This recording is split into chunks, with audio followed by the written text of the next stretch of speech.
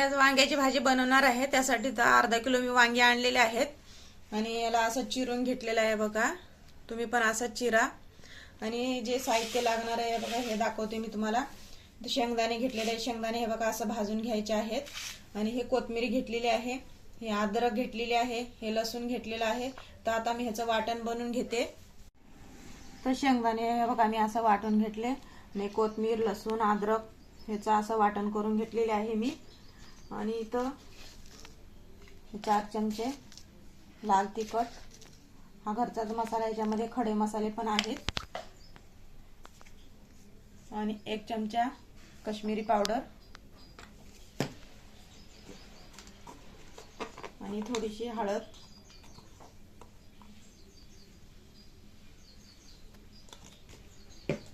आणि आता चवीपुरतं मीठ घालायचं आहे। तर आता ह्याला सर्व मिक्स करून घेते मी। तर हे बघा असं पूर्ण असं मिक्स व्हायला पाहिजे हे मसाला सर्व।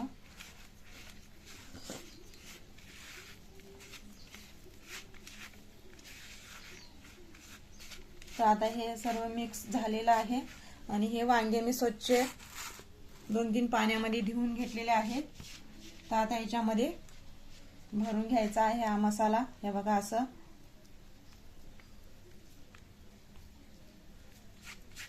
हे असं भरून घ्यायचं सर्व वांग्यामध्ये। तर संपूर्ण वांग्यामध्ये मी असा मसाला भरून घेतलेला आहे। आणि इथं कढई ठेवलेली आहे। तर कढई गरम झाली, त्याच्यामध्ये तेल पण टाकलेलं आहे, तेल पण गरम झालेलं आहे। तर आता आपल्याला एक वांगे याच्यामध्ये टाकायचे आहेत। तर बघा असं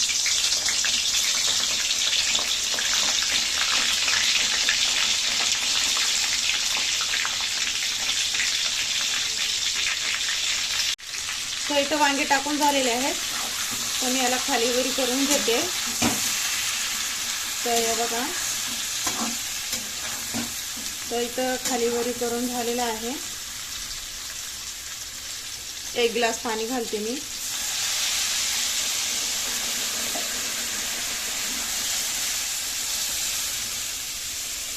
आणि अजून अर्धा ग्लास 1.5 ग्लास पाणी घातले मी। तर हे बघू शकता। आणि आता मध्यम आचेवरती आपल्याला हे झाकण ठेवून घ्यायचं आहे आणि 20 मिनिटं शिजण्यासाठी ठेवायचं आहे।